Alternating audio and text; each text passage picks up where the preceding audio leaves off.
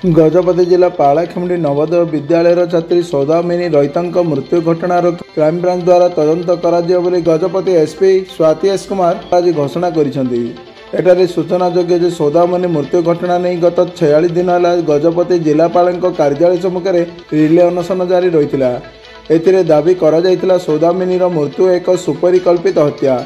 एथिरे संपृक्त दोषी को उपयुक्त दंड विधान सह सौदामिनी परिवार को क्षतिपूरण दाबी में गत एप्रिल 25 तारिख ठारू रिले अनशन आरंभ होता।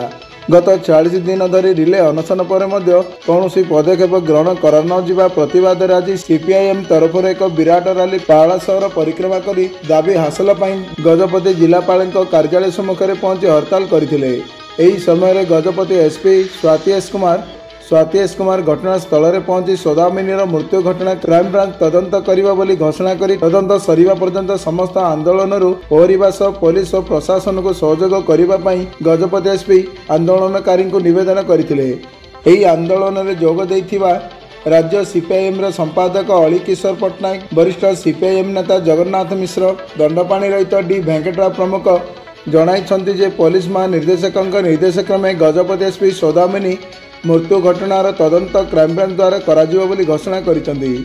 पुलिस महानिर्देशक निर्देश अनुसार क्राइमब्रांच तदंत घोषणा पर आज समस्त आंदोलन को सीपीआईएम दल स्थगित रखिछि। क्राइमब्रांच तदंत में दोषी को विहित कार्यानुष्ठान एवं मृत परिवार को आवश्यक क्षतिपूरण दिया न गले पुणी समस्त प्रकार आंदोलन कराजिबो बोली सीपीआईएम पक्षरु सूचना दिया जाइछि।